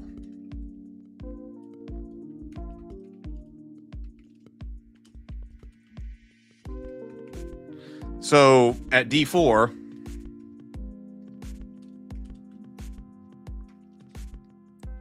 two steps down is nothing. Like a step down, like assuming you're not doing D3, you just step down and you go to D2, step down again. What's the step down from D2? It's nothing. So if a wizard is fighting the medium armored person who is aware and all of that, and they roll a 4, okay, congratulations, crit hit wizard, step down by 2 for your critical roll. Okay, that's nothing. They don't get it. But if they are fighting an unarmored foe, they would be rolling a D8, and if they rolled the D8, then and they hit the 8, then they would roll a 4 for their critical hit. So that would allow that might even further go to the idea about the wizard jamming this dagger up, into someone's throat, up their behind their jaw or something like that. That would be systematic. Rather than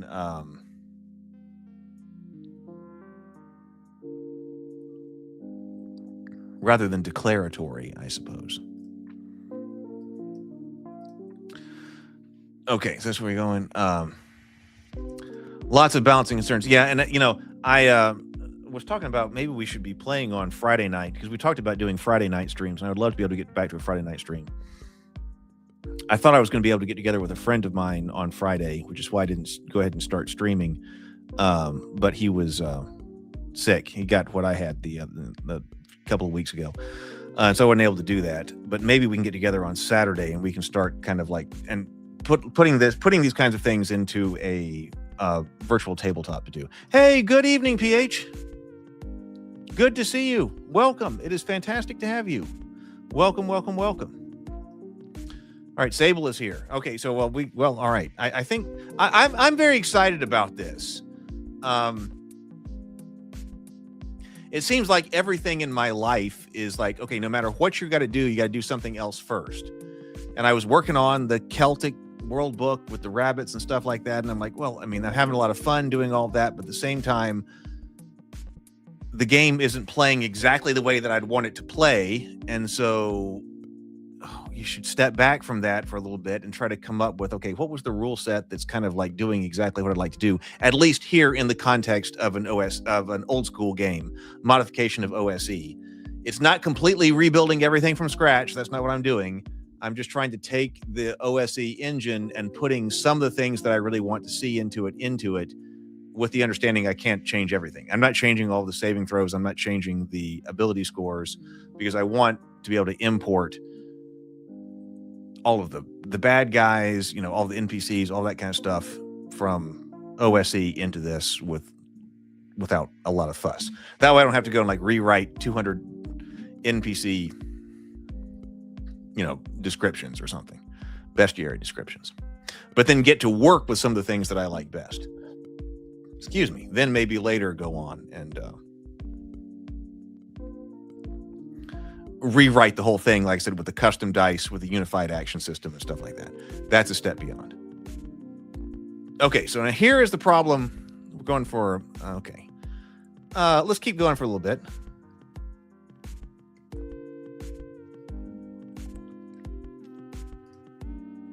Okay, because here's reach.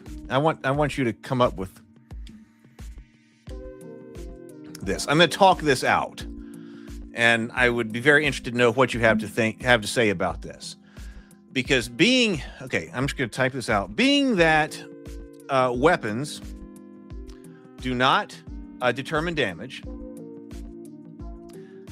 class and level do that.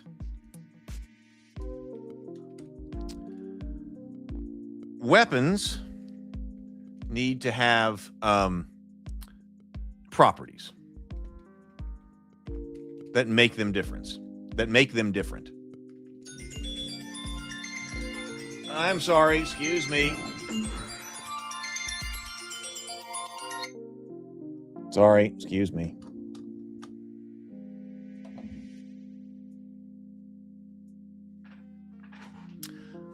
Need to have weapons, properties that make them different.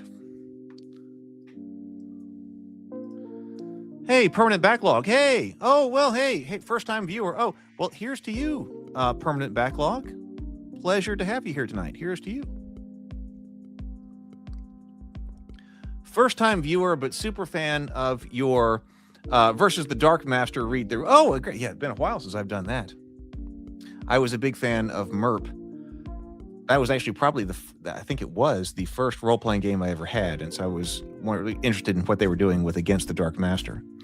This is not a layout software. This is just a software for writing and organizing, and it is Scrivener. Yes, as Better with Bacon says. I use it to construct all my long documents now. So it's called Scrivener. I understand there's another program called Ulysses that some people often use that does something similar. But as far as like you can see over here on the side, being able to get an outline going and typing stuff into the outline, any type of long document like this, I write the text draft in Scrivener. Exactly. I wrote my PhD dissertation in Word before I even knew about this. I can't even imagine what I was doing with that. But because I discovered this software like after that, I can't imagine typing. I don't type anything longer than a single page, basically. That's not in Scrivener. Now, for layout, I've been going over to Adobe. Wait. What am I thinking of? InDesign. So at the moment, I have still been using Adobe InDesign for actual layout.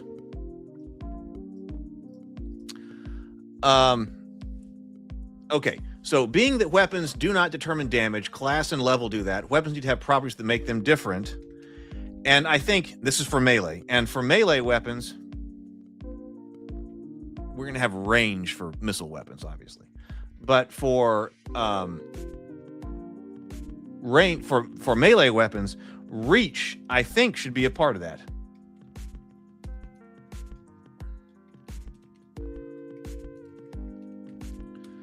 Who gets to attack first?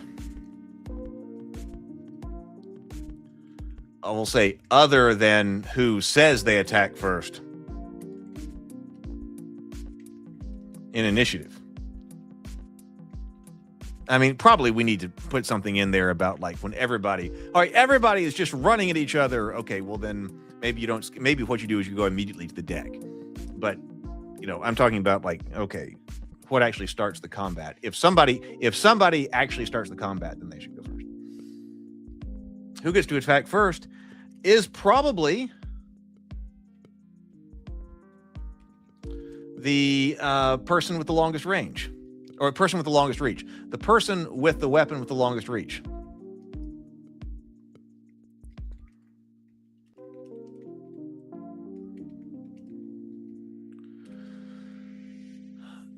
So my thinking there was, if you have a dagger, for instance, and the other person has an arming sword, and you go in to attack, the person with the arming sword should probably get to attack first.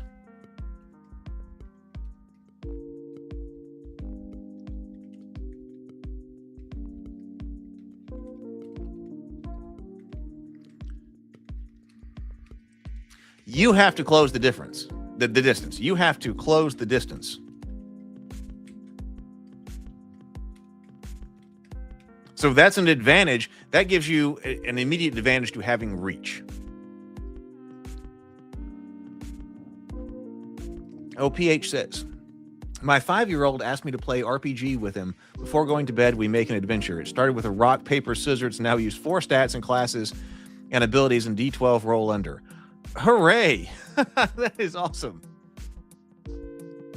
No, let's say specifically that reach. I don't know how to go. Reach is different from range.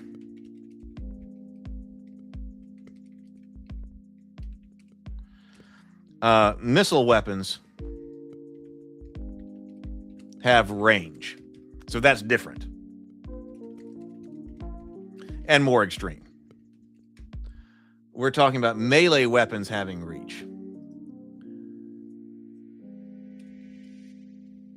Can you close the distance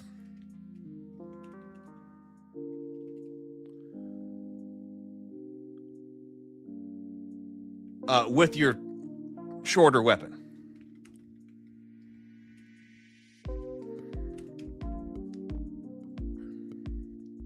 That's the question. And how do we resolve this? And that I'm not sure about that. I'm not sure how we resolve this. I'm not sure, since all we are using is a damage, is a singular attack roll. And we're talking about the whole thing. If we were to go back and do revise the action mechanics as well, over there I also had a single attack roll. So talking about experimenting with the kinds of resolutions or experimenting with the different kinds of game mechanics, this one also has the singular attack roll. It's adjudicated a bit differently, but the idea of a unified attack roll is still present in both. Does longest reach include arrows and spells? Right, melee increase. Well, we don't have AC. We don't have armor class. Well, we don't have traditional armor class anymore. Okay, so I wasn't sure how we resolve the can I close.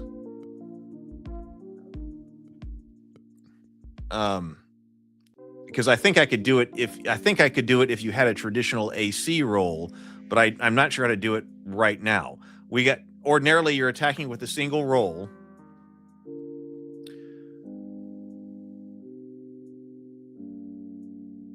How do I know if I successfully evaded the spear to be able to get in with my dagger? I'm not sure. This is the biggest thing I'm still trying to work through. But also the problem is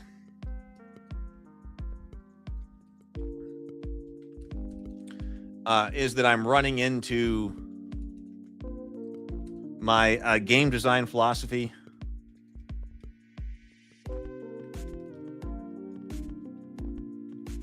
Of the bias for action. Bias for action. It's my turn. I attack. But if you have all of these other mechanics, in here that discourage you from attacking,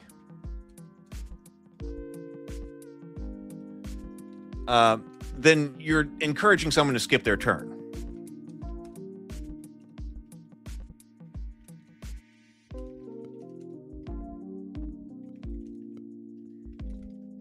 Of course, it doesn't actually have to be skip their turn. You should maybe go, no, they're just encouraging them to do something else. But in general, if you're like, okay, ordinarily, I want to attack that goblin.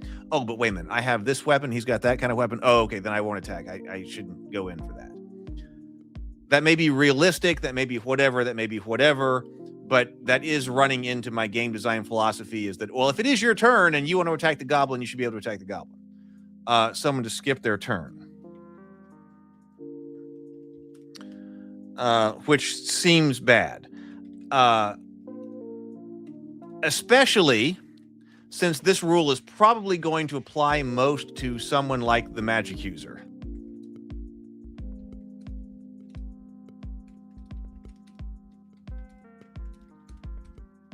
Who has few spells.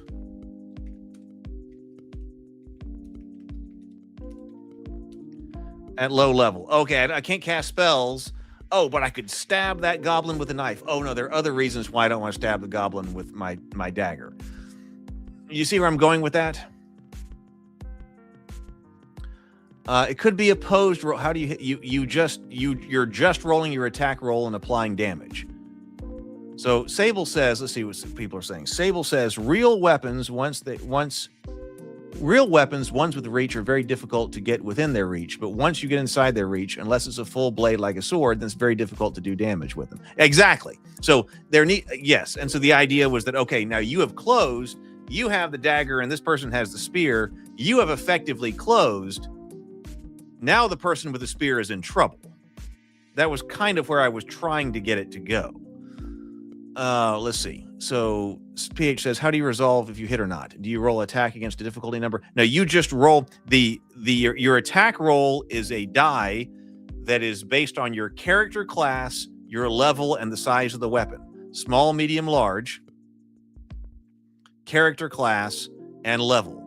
So wizards will be doing D4 and may never increase the amount of damage they do. Fighters have a higher roll that they are rolling on, and they're actually going to increase. So Sable says, maybe you give weapons a DC that you have to beat in order to close with the person wielding them.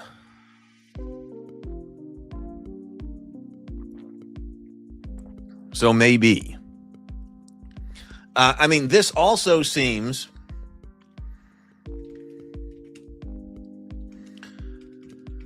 level and class dependent. And this probably is getting too complicated there. But it does seem like this should be level and class dependent. A fighter should be, or it feels anyway, that a fighter should be capable of closing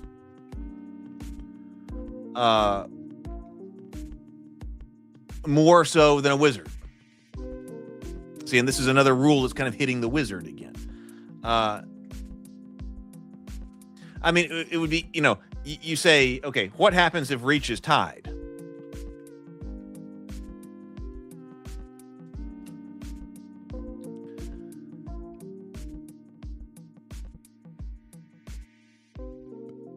If reach is tied, if you want to get real complicated, then it probably is a dice off, or is a comparison of class and level.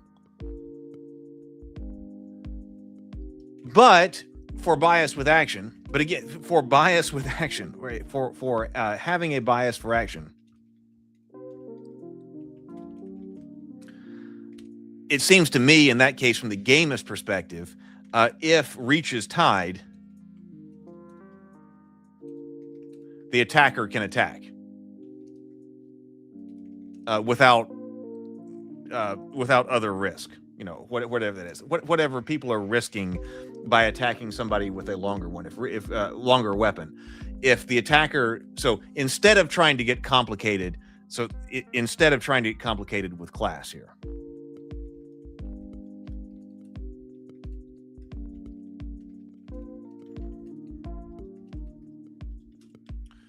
So I'm kind of inclined to just say that if you both have medium reach weapons and it's your turn, that person should be able to make their attack. That's the game design kind of thing.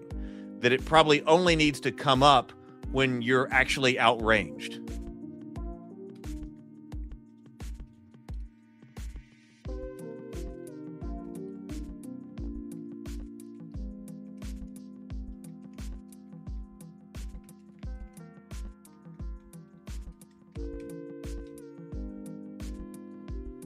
Or outreached. We said range was for melee weapons. This is just notes here, but when you are actually outreached. But once you do close, they can't hit you with that weapon. You need to switch to a sidearm. It's right. It's automatic. Right.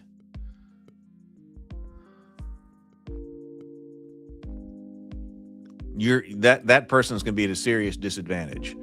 They need to switch to a sidearm. So if you've got the halberd and all of a sudden somebody is inside, it's a good idea to have a short sword at your belt to stab somebody who is all of a sudden closed. That's my general thinking. If we can make this happen in a way that's not too complicated, because also, bias for short turns.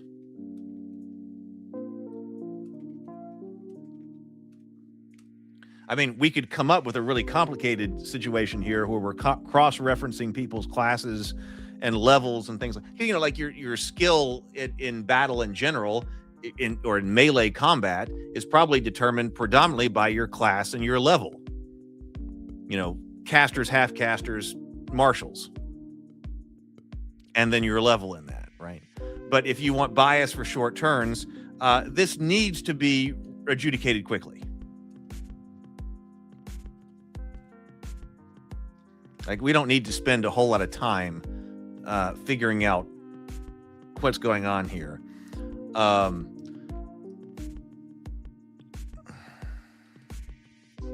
And the fighter should be better at closing. I said that the fighter should be better at closing. Let's see what people are saying here. PH says, maybe you lose damage. You roll dice, and the difference between the weapons may diminish your damage. Oh, maybe if you lose damage when you try to close, you roll dice, and the difference between weapons may diminish damage.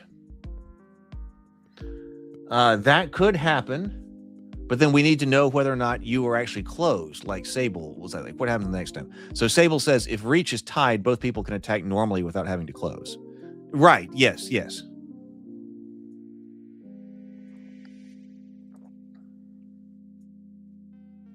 And just go ahead and give it to the person whose turn it is. Let them have that.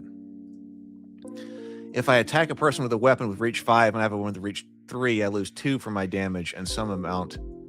Well, no. Well, that's okay. I see where you're going now. That's not. We don't have a lot of that subtract. Well, but that's interesting. Okay, so let's PH. I like where you're going there. That could be easy. Okay. Potentially, if you attack a weapon, an opponent, let's see what we think about this. Opponent, you might have something here, PH. If you attack an opponent with a longer reach weapon, subtract the, and that also natively makes the fighter better at this because the fighter is going to have the higher dice values. I think you may have hit on something here. Subtract the difference between the opponent's reach and your reach from your attack roll. A result of 0 or less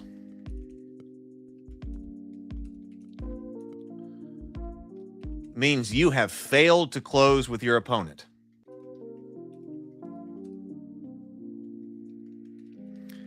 And he has held you at bay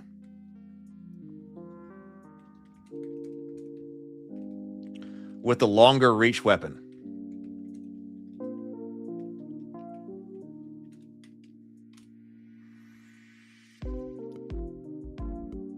And because all of these damage rolls are class and level based, that means you don't have to consult any other type of table to determine the modification there. It's just built into your damage. And I would say, and then I don't think we're going to get into reactions, because you could say then you get like a free attack of opportunity or something. Because you know somebody's coming in and you're holding them at bay. You could go into like reactions, like DC 20 is going into other things like that. I don't think that this being a modification of OSE, we want to go there. But I would say, and then if the opponent has not acted this round, he may choose to immediately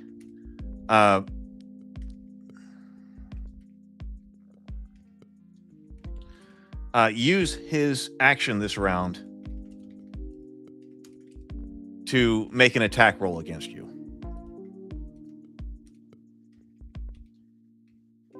What do we think about that? You are held at bay. If that person has not yet attacked, then they get a they can use that opportunity to attack you. Now that's their action this round.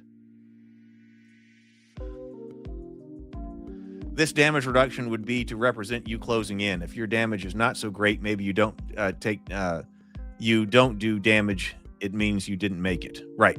You're right. Yes.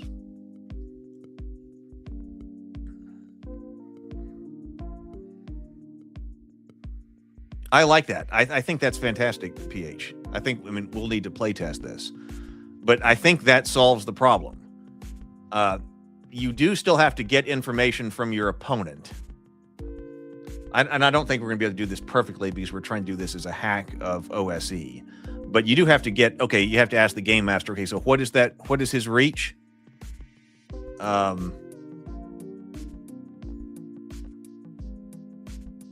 Seems to work. I think that seems to work.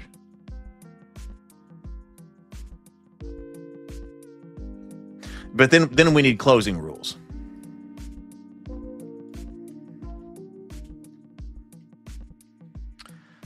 What are the rules after closing? And this is what Sable was talking about.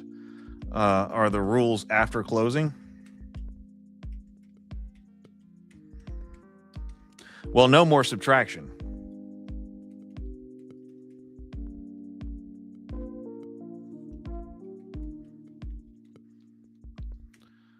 But then, so now if you've got the spear and now the guy with the dagger has closed, how do we represent the guy with the spear's disadvantage? He's got to disengage.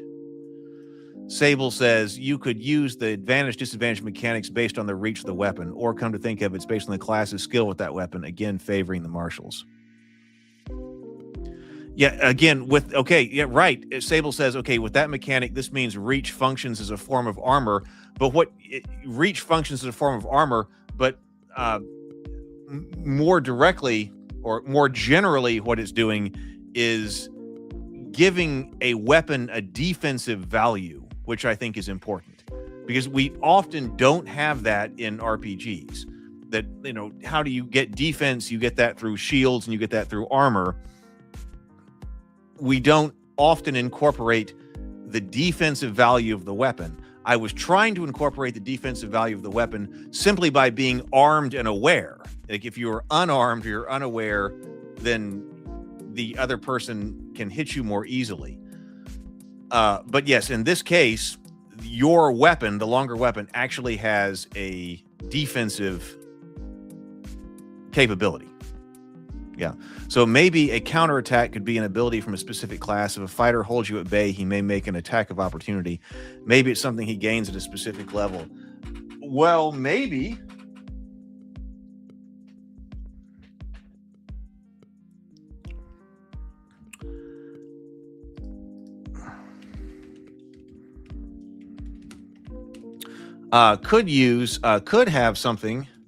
Could have counterattack.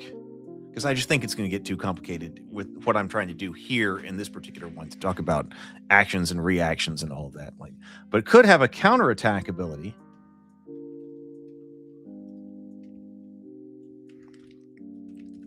For some classes at some levels. that allows them to make a counterattack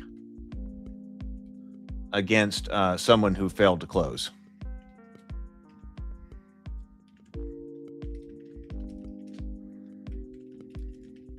You could do that. Yes, absolutely.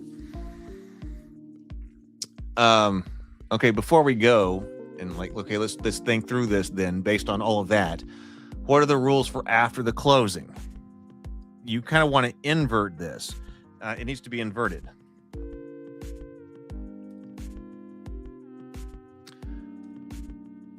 The person with the longer reach weapon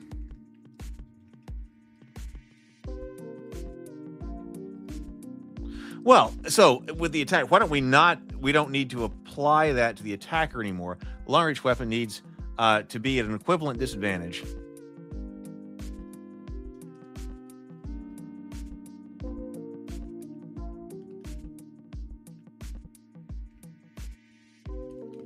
To the person who would come in.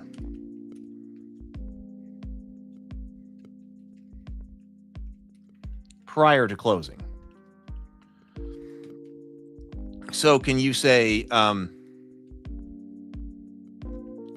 subtract your reach from the opponent's reach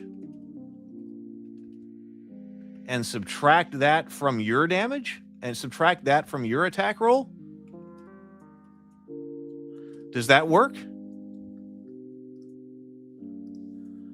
Oh, I thought you were talking about doing that for everybody. I just thought about restricting it to some classes or even to the fighter. Right, that could be, you might even be able to do both by saying that, okay, if you have not taken your action,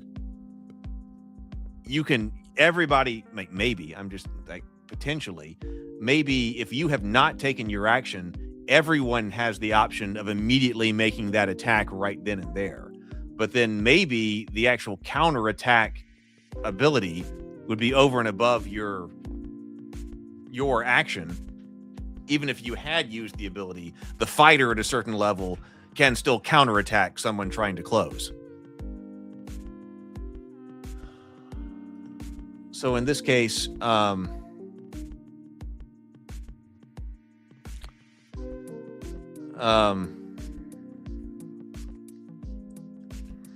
if you have a spear,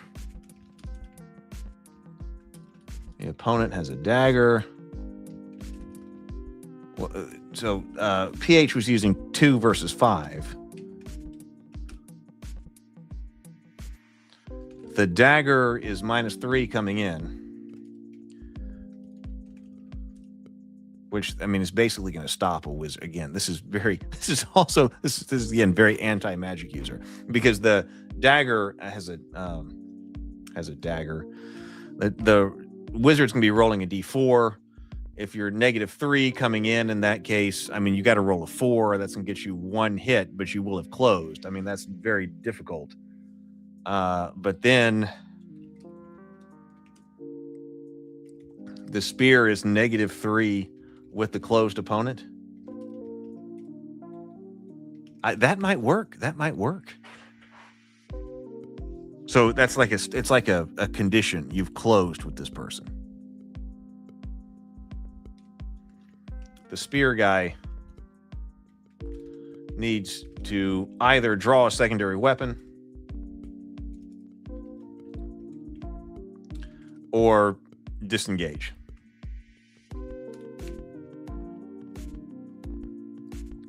Sable says you could also make bladed weapons, swords, daggers, etc. some kind of advantage when used once the opponent is closed, representing the ability to be used offensively and defensively along their entire reach range. Yeah, which they're different than like a spear in that case, or a halberd. Well, but potentially. Let me put that in here because we gotta see what is too complicated and what is not. But potentially allow bladed weapons to be used along their entire reach range in a way that a halberd or a spear cannot. because you can start half sorting and all of that. I don't know if we don't want to get, again, fast turns. But yeah, but on the other hand, we want fast turns. But we want the weapons to have very different properties, because that's what's going to make you choose one over another. And if you could easily distinguish between something like that, then probably, if you can do it easily, then it would probably be better for it. Because we want, since we're not distinguishing weapons based on damage, we want to be able to distinguish them based on something like that. Yeah, go for staffs, right?